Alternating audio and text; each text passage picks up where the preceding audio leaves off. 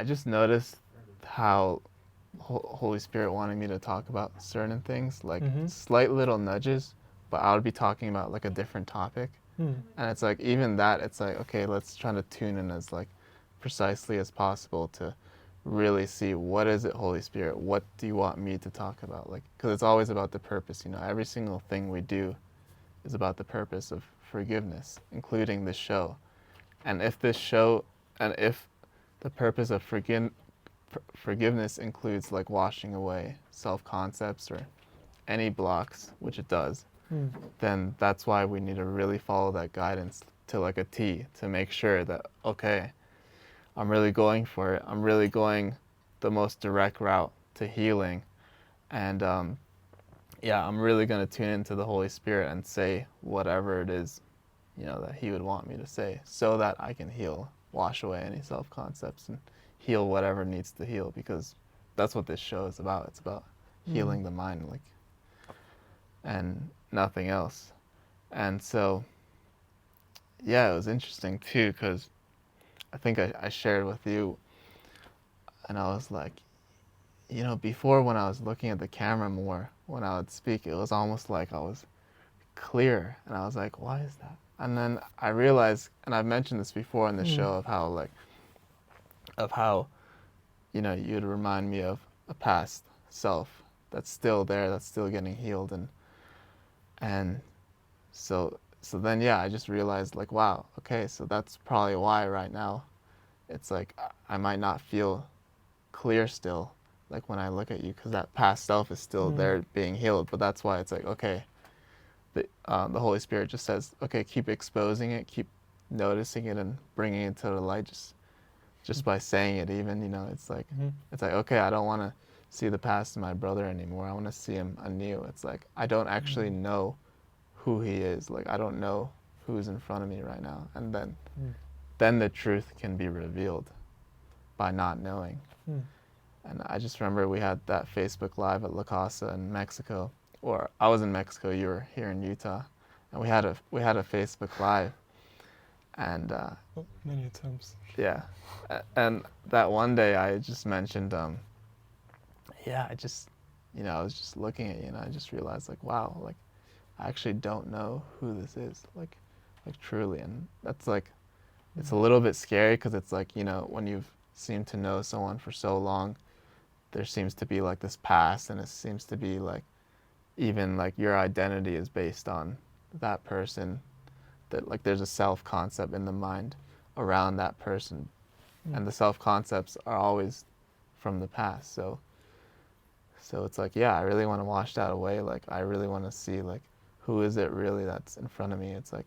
wash away that Andy and Nicolas self-concept, wash away the past. You know, the tagline of the show is like, let go of the past to enter the vast. So it's like, I really want to experience that consistently, especially with you, because there seems to be like past thoughts and whatever. But yeah, I just really want to feel that, and that's important for us to practice with everyone. You know, when I first started reading the course and really practicing forgiveness, I couldn't believe how much there was around, like, my parents, for instance. Like, I was living at my parents' house, and when I started to see how much there was around them, and I watched the video People Thoughts by David, it's an amazing video, then I could see, like, wow, there's really like a lot of potential for healing, like, associated with this person.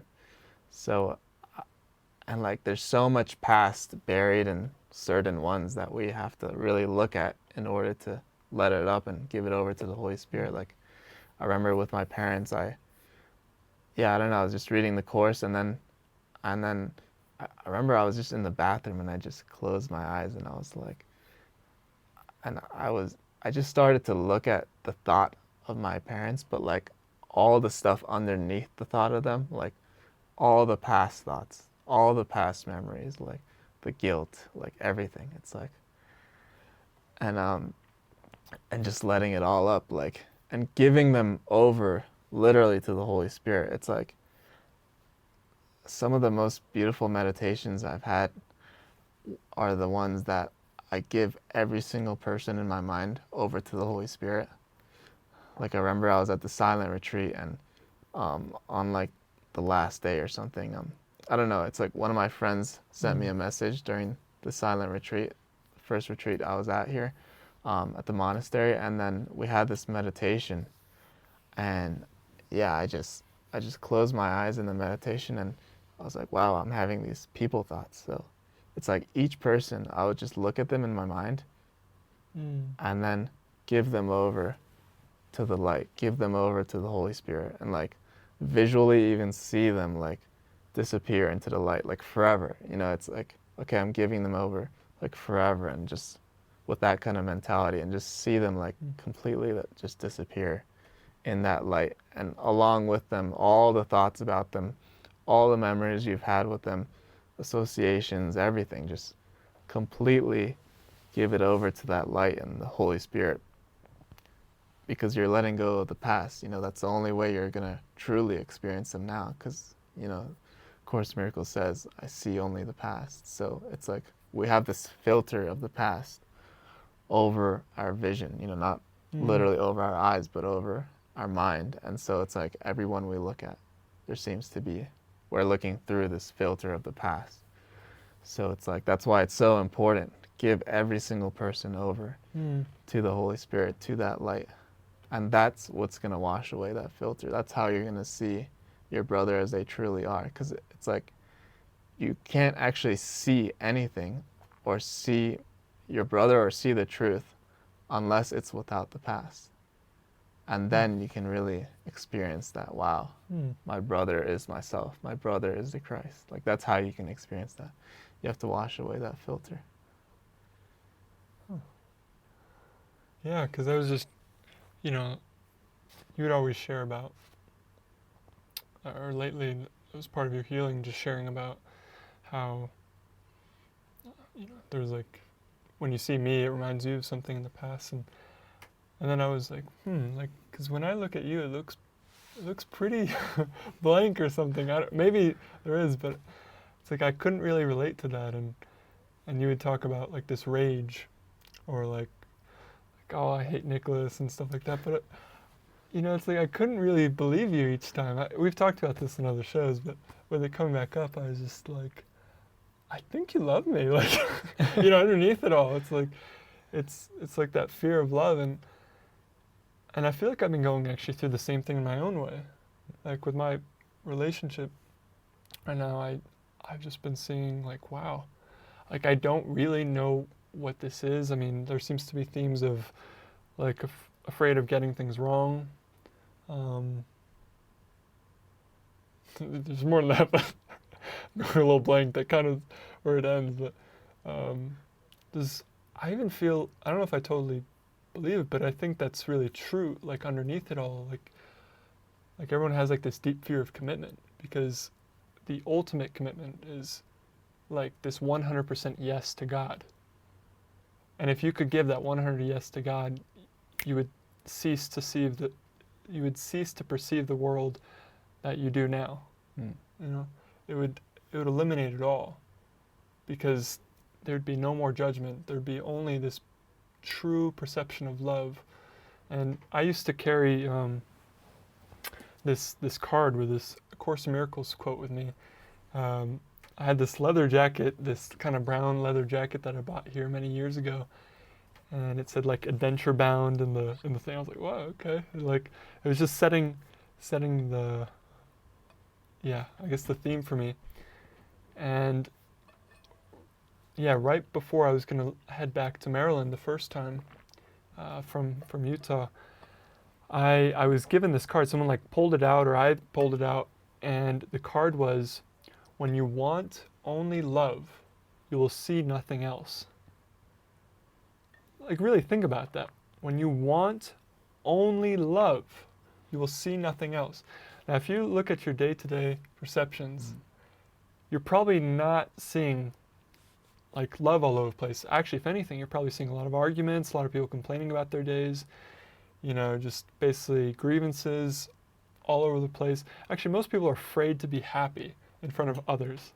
You know, they don't want to like upset the balance, so they conform to being unhappy, or they talk about, oh, how's the weather today? There's like a fear of intimacy, a fear of being really present. But that really just shows you, because if you truly wanted only love, you'd see it. So that can just tell you, if you're not seeing love, there's something else running your mind, running the show, running all your perceptions. And that's what I see. It's like anytime I see like a brother that I start to perceive them as like ugly, or like, oh, like I'm just starting to see them like as a body. Actually, lately it's just been having this strong contrast where, like, if I'm not in my right mind, if I'm not like aligned with God or Jesus or whatever name you want to use, in my mind, in the moment, it's starting to have like a stronger and stronger contrast of like people look disgusting. Like they just, it's like, I don't know what it is. It's just people start to look really weird, and I start to feel even a bit nauseous. And so it's just been this like stronger indicator for me lately, like, oh, like I'm not guilty for that, but that just means right now the ego is running my mind. I'm lined up with the ego right now. I'm not lined up with love. It's a filter of fear. Yeah, and people look disgusting like when you're not in your right mind, because they look like bodies, you know. And I didn't used to have this sort of strong experience. It was like, oh yeah. But it's like the more the minutia or something, or the layers get uncovered, it's just like you really start to see actually the bigger contrast between the ego and the spirit. You know, it's like joy and love. I think you've talked about that before. If you knew what joy was, or if you knew what pain was, I forget how Jesus talks about it. He says you would never experience pain again. Like you'd only experience joy. If you could really tell the difference between the two.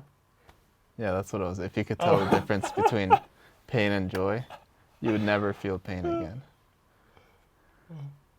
Yeah. Yeah. But yeah, it's interesting. Because I have had those experiences too, where it's like, yeah, if I'm not in my right mind, then looking at people are disgusting. And I've kind of looked at those thoughts, and it's like, yeah, it must be that way, because then you're seeing them as bodies, which means you think you're a body, because whatever you see in your brother is what you think of yourself.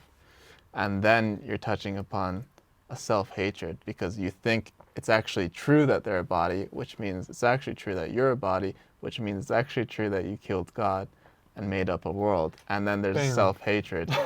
And then that's the disgust. The disgust is self-hatred. It's like, wow, I hate myself for doing this to God. And yeah, that's basically where it comes from. And we don't want to just dwell in that self-hatred, you know. We want to get lifted out of that, because I remember I would go into those thoughts and just dwell on them. Like I was at the gym like a year before I came into community, and I was going through this phase of like starting to lose attraction to women, and basically I was on the leg press, which is like you're kind of lying down and your legs are up and you're like pushing these weights up and down, some kind of barbaric human machine. But anyways, we'll let those go. But no, you know, it's a stepping stone. Actually, the gym was very helpful for me, and there's nothing bad about it. You know, it's a stepping stone. So,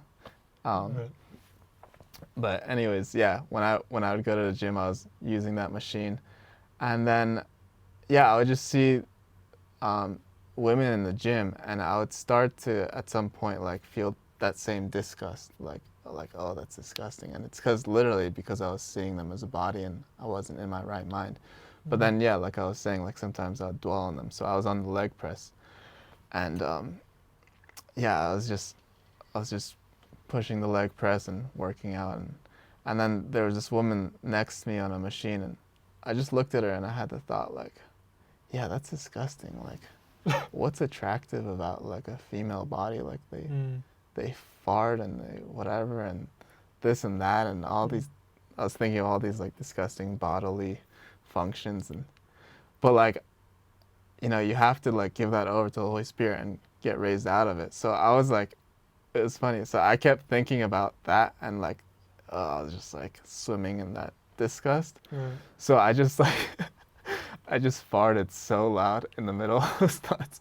I was thinking about how like it's disgusting how women fart, and then that's Right. exactly what happened to me in the middle of that, and I almost like never fart. So it was like so loud and everything, and I was like, wow, like goes to show like, you Powerful know, mind. projection is like Right. you try to project something that you still believe about yourself outward, and you're trying to get rid of it, Yeah. but you're still trying to keep it at the same time. That's what projection is. You're trying to get rid of something, but you're keeping it. Yeah. So it's like I project that Right. that The farting on the attempt to woman. get rid of something while, Yeah, you know, it's like holding on I to it. hated that about myself, that I think I'm a body and farting is disgusting and whatever, and I projected it on her, and then guess what? It's like the reflection I farted. It was like, just thought that was really Well, great. I love it because I've actually had so many of these experiences as well in that same sort of content where it's like I'd be perceiving something like, wow, that person's not committed, or that person, not, I don't know, just different thoughts like they're not good enough, or whatever it is. And yet, you know, those were the thoughts I was seeing in my mind.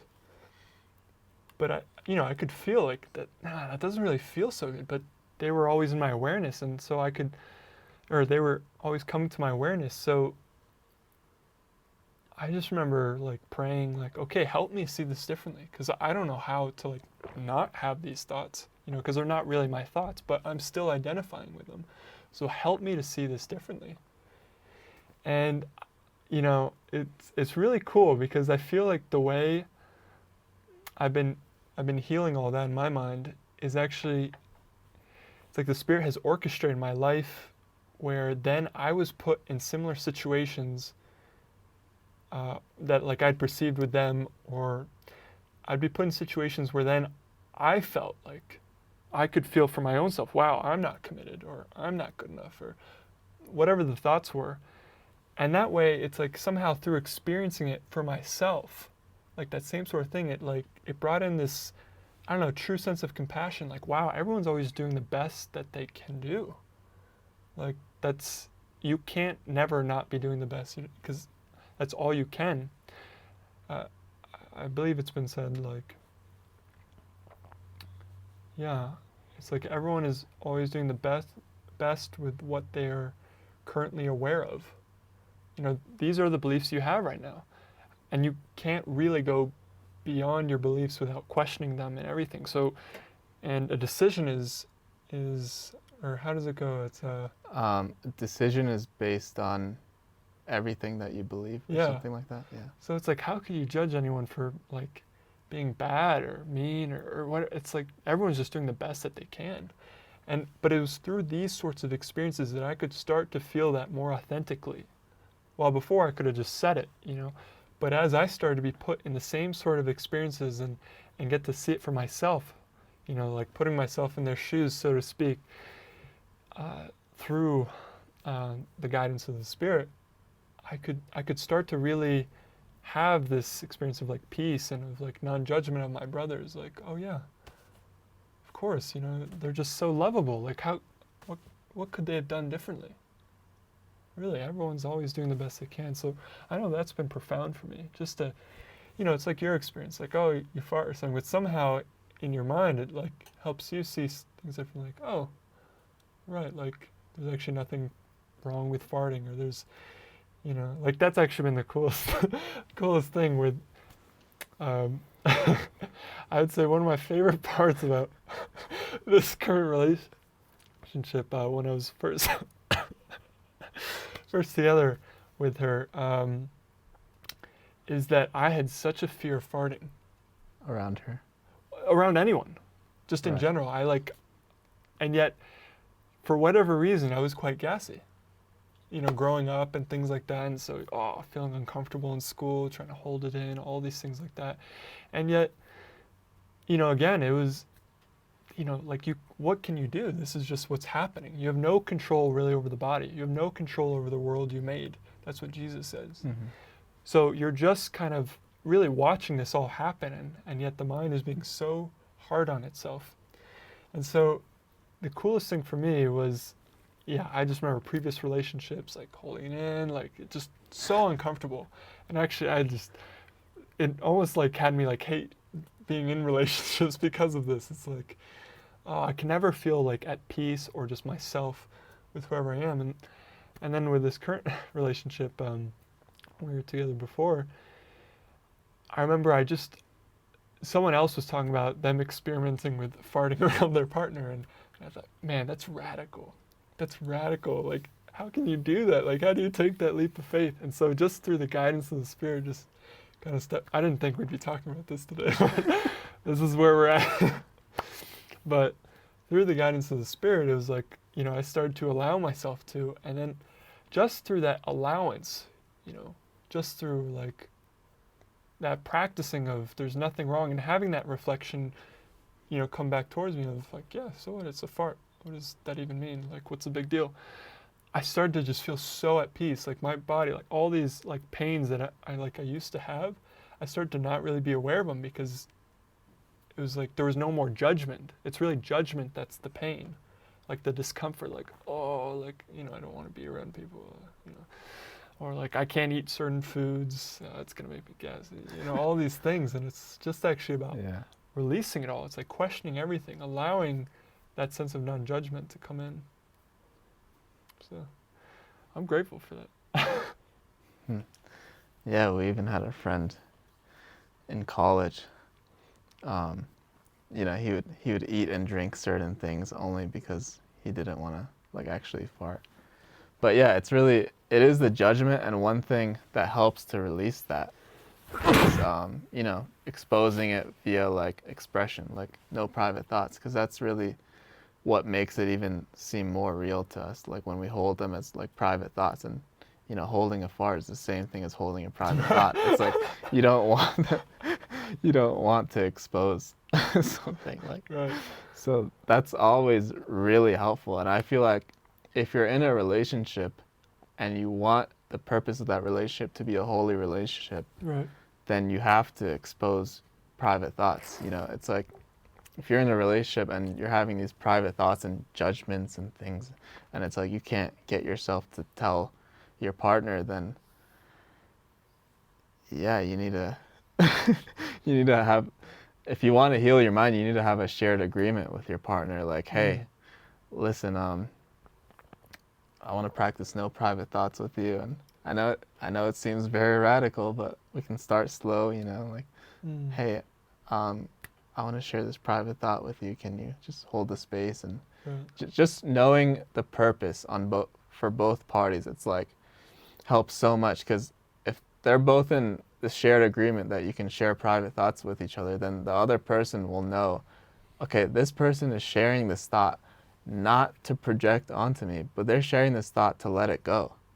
And that's healing the mind, and that's going to make this relationship happier. So it's like when both know that context, then it's just a beautiful, thriving relationship. So yeah, I encourage all relationships to have a shared agreement of, no private thoughts. Like if there's anything you don't want to say, you can pretty much guarantee that that's something you should say if you want to heal your mind.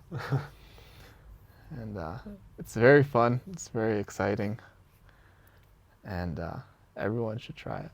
Yeah, because again, I think you pointed out, it's like the most important aspect of that is like, okay, why are you connecting it? Okay, to let it go. But you're letting it go actually so that, the purpose underneath it all is for connection.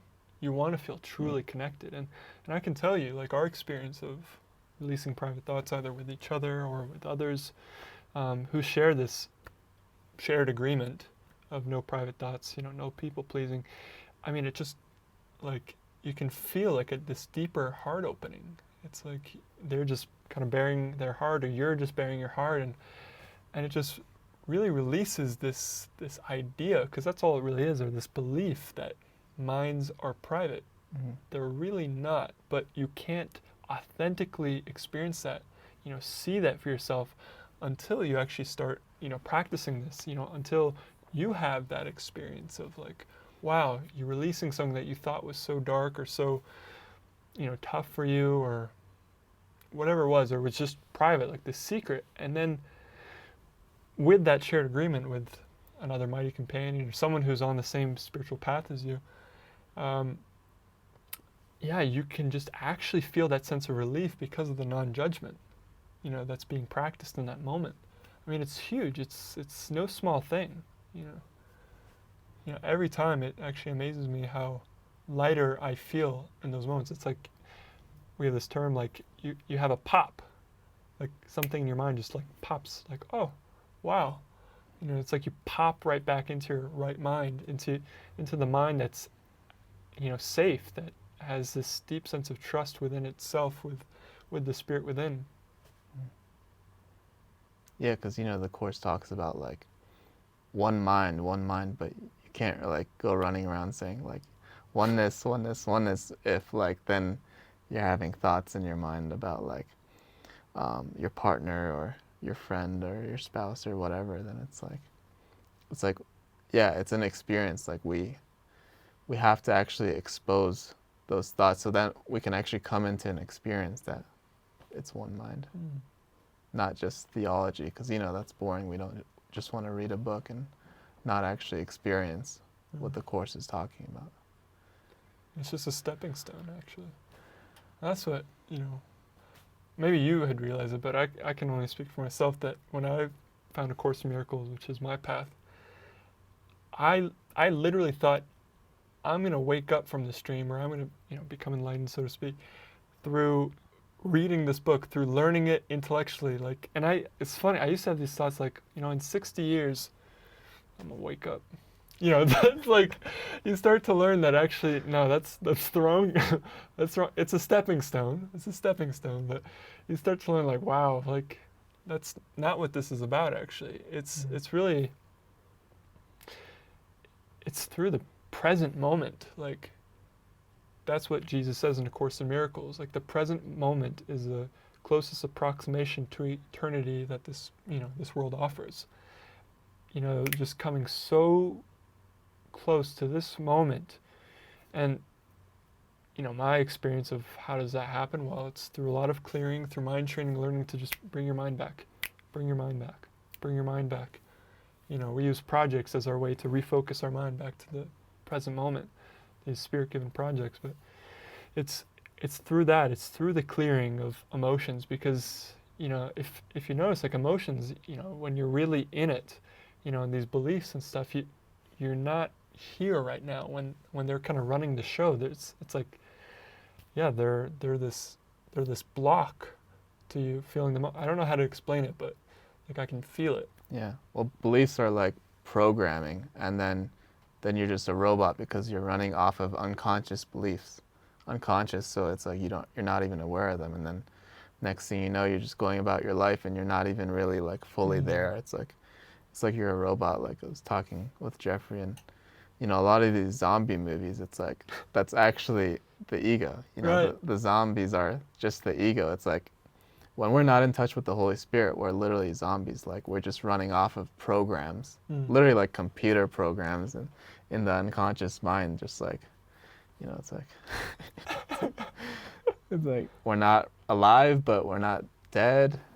The Course says you are dead if you're not supremely happy, but you're just kind of in this like nothingness of daily life, just being run by programming. So yeah, it's like we want to bring all that stuff up, and all the beliefs, all the self-concepts, like everything that would block us, like everything that would create like a barrier with our brother, because we really wanted to come into that experience of our intro music, which I don't think it played today, but we haven't played it for a while. But it says in the song, or David says it, like, you literally are your brother. Right. So it's like, wow, we just want to experience that like consistently, because it's such a beautiful experience. Huh.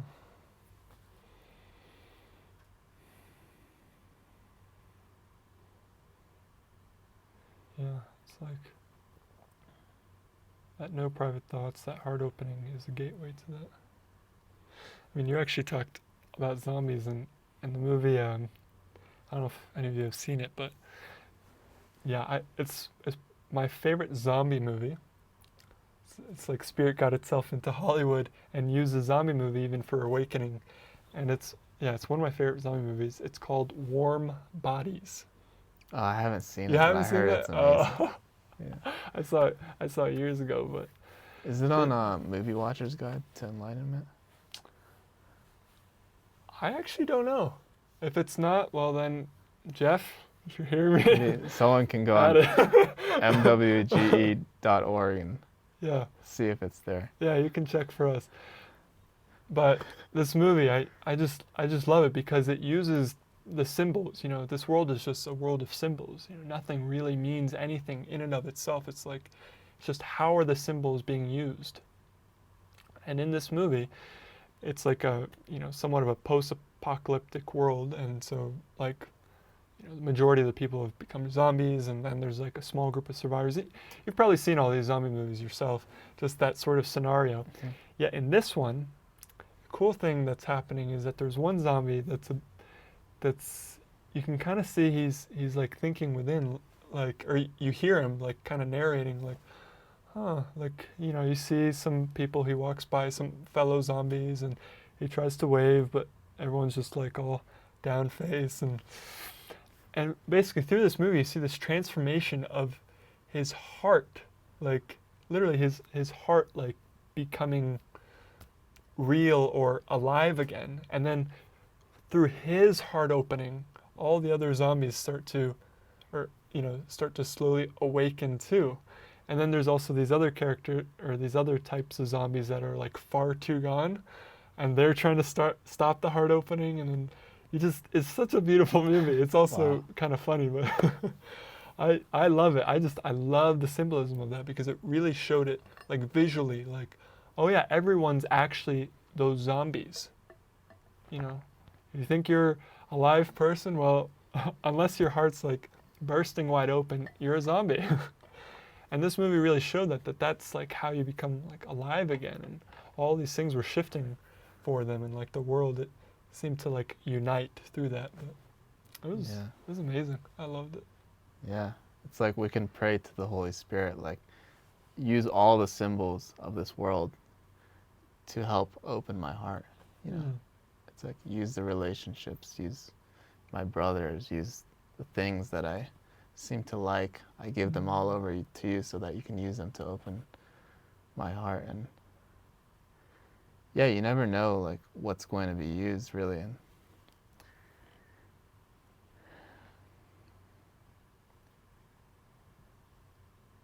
yeah, it's like, I think we're reading this moment is your miracle, and the next chapter that we're reading is called acceptance. And I think it comes out day after my birthday, February 2nd, but it's gonna be Groundhog Day, another great movie. Wow. But yeah, acceptance is the next chapter, and it's like we just have to be so open and fully accepting of everything that wants to come in our way in order for us to heal our mind. And Jeffrey likes to talk about rules for decision a lot, and it's like, and setting the goal, and it's like you have to set the goal so that you see things in a different way. So it's like, okay, I'm following the Holy Spirit's guidance, and now this has come in. And it's like the ego always wants to judge things a certain way, and then the Holy Spirit has his way of seeing them. And it's like we always want to see things the Holy Spirit's way because that's what's going to make us happy. But it's like setting the goal, or is it rules for decision where I think it's setting the goal where before you do anything or before you go anywhere, before you even start your day, you ask yourself, like, what kind of day would I want? It's like, okay, I want to have a peaceful day. I want to have a happy day. I want to have a day of connection. I want to feel a day where my heart's opening up to love. And then it's like you set the goal, and that's the first step for rules for decision. Yeah, and that's the first step for rules for decision. And the second step is, okay, in order for me to have this kind of day, I have to make no decisions by myself. And it's like, those are the only two requirements. It's like, first you set the goal, okay, what do I want? And what I want it's always more helpful to not pick something in form. So it's like you want to pick a state of mind because that's what you really want. So it's like, okay, I want to feel peaceful, I want to feel this, I want to feel that. And then yeah, in order for that kind of day to happen, then it's like I have to make no decisions by myself. And even the things that we seem to like in form will usually be used by the Holy Spirit. So there's no loss either. But David, in the online retreat, he mentioned this one line, which is, I feel like it's, yeah, I really want to emphasize this line because, you know, if you watch the last online retreat, the new beginning, he really emphasized like, hey everyone, I've been saying this line for the last like 30 years. Yeah, since the 80s, the 90s, the 2000s, and now we're 2000s. Yeah, and there was like so much suspense before he said the line. So that's like the Holy Spirit's way of saying, hey, like, are you listening? Are you listening? This is really, really important for you to always keep in mind. And yeah, in my mind, he was saying this is basically like the most important line in the whole course. So this is the line ever. And then he says, or it says in the course, when you decide upon the form of what you want, you lose the understanding of its purpose. When you decide upon the form of what you want, you lose the understanding of its purpose. Because the purpose is forgiveness. The purpose of the form is that you forgive it and see beyond form. So when you decide upon the form of what you want instead of deciding upon the state of mind that you want, then you're forgetting that actually I'm here forgiving illusions so that I can wake up. So it's like everything's backwards there. And yeah, the form is the idol. That's what David was reminding us in the online retreat. And then he said another line from the course that's like, wow, such a beautiful, like amazing line. And it's only 4 words, you know. It's like, God knows not form. It's like, wow, like that's such a beautiful line. Yeah, I can feel it actually when you say it.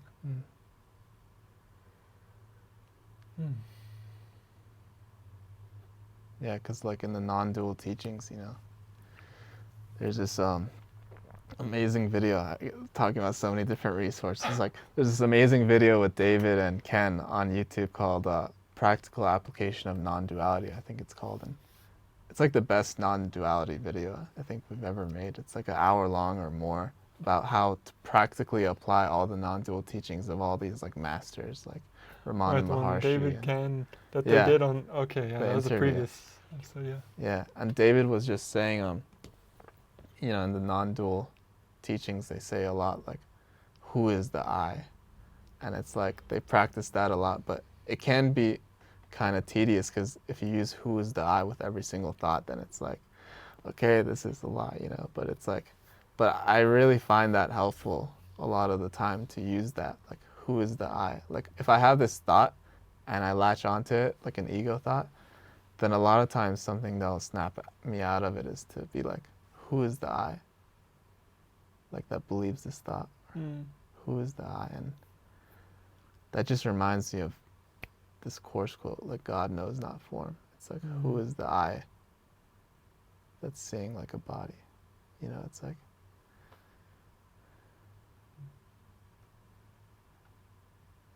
yeah, that's something, that's another like tool we can use. And it might not always seem to work that well because it's like pretty like non-dual and but you can try it and feel it out for yourself. But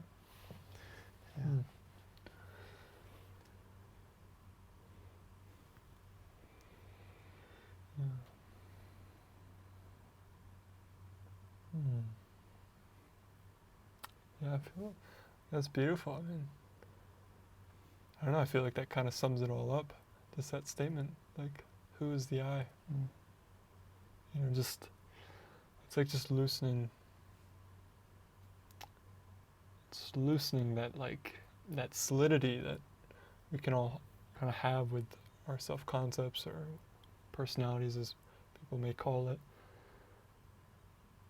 And it's just, whether it's that question or just like, God, show me who I am. You show me who I am. Don't let me conclude that. And it's basically two things saying the same thing. Yeah, I just feel like that's it right there. Yeah, because that kind of wraps it all up for our show. I think that one last thing before we might.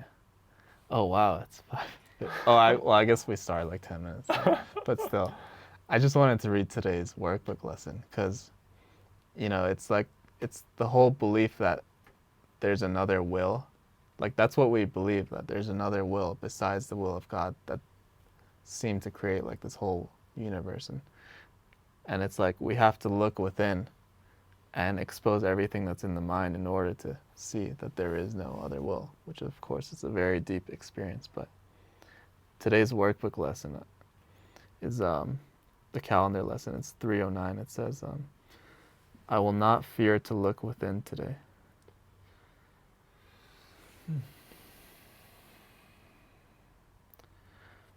Within me is eternal innocence, because it is God's will that it be there forever and forever. I, his son, whose will is limitless as is his own, can will no change in this. For to deny my Father's will is to deny my own. To look within is but to find my will as God created it, and as it is. I fear to look within because I think I made another will that is not true, and made it real. Yet it has no effects. Within me is the holiness of God. Within me is the memory of Him. The step I take today, my Father, is my sure release from idle dreams of sin. Your altar stands serene and undefiled. It is the holy altar to myself, and there I find my true identity. Yeah, so I think we can close on that lesson. And yeah, it was actually and kind of dropped in. I'm glad you did end up speaking today because that was beautiful. Yeah, it was definitely a surprise for me. Yeah, it's good. No expectations. Yeah, it's better that way. Yeah. Okay. Well, thank you guys. And we'll see you next Monday at 5 p.m. Mountain Standard Time. Yep. And if you want to get notified of the show, you can go on the Living Miracles YouTube channel and then just make sure you're subscribed down below. And there's this bell icon. You can click on the bell icon and it'll make sure that it sends you a notification just to make sure you don't miss any shows or miss any video uploads or anything like that. Yeah, I've always wanted to say that. Like, comment, subscribe, hit the bell below. Okay. Thank you guys. Thank you.